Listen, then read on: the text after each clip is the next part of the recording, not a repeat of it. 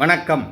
கன்னி ராசிக்காரர்களுக்கான இந்த பதிவு 2025ஆம் ஆண்டுக்கான சனி பேச்சு, குரு பேச்சு, ராகு கேது பேச்சு நற்பலன்கள். கன்னிக்கு 6ஆம் இடத்தில் ராகு, 12ஆம் இடத்தில் கேது, 7ஆம் இடத்தில் சனி பகவான், 10ஆம் இடத்தில் குரு பகவான். நல்ல மாற்றங்களை சந்திப்பீர்கள். வீடு மாற்றம், தொழில் மாற்றம் சிறப்பாக அமையக்கூடும். படித்து வேலை வாய்ப்பு தேடுபவர்களுக்கு வெளியூர் வெளிநாடு வேலை வாய்ப்பு கிடைக்கும். சொந்த தொழில் செய்பவர்களுக்கு புதிய முதலீடுகளால் அபரிமிதமான லாபம் இரட்டிப்பாக கிடைக்கும். பூர்வீக சொத்து சிக்கல் நிவர்த்தியாகும். பூர்வீக வீடை விற்று புதிய வீடு வாங்கலாம், புதிய வீடு கட்டலாம். அதற்கான கடன் முயற்சி பலிதமாகும்.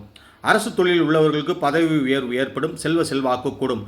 தனியார் தொழில் உள்ளவர்களுக்கு நிர்வாக மாற்றங்களால் இடமாற்றமும் ஊர் மாற்றமும் பூர்வீக மாற்றமும் ஏற்படுத்தி வருமான உயர்வு ஏற்படுத்தி கொடுக்கும்.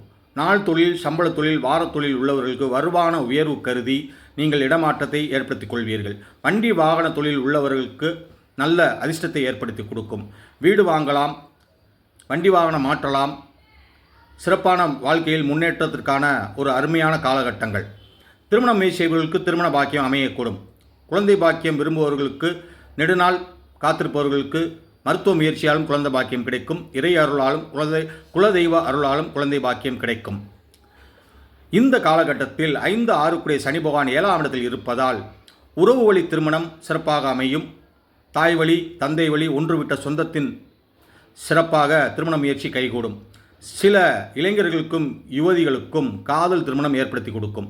தொழில் கல்வி, நுட்பக் கல்வி, கட்டட சம்பந்தமான கல்வி, கணிப்பொறி சம்பந்தமான கல்வி உள்ளவர்களுக்கு சிறப்பான முன்னேற்றமும் பதவி உயர்வும், வெளியூர் வெளிநாடு செல்கின்ற ஒரு நல்ல அமைப்பும் ஏற்படுத்தி கொடுக்கும்.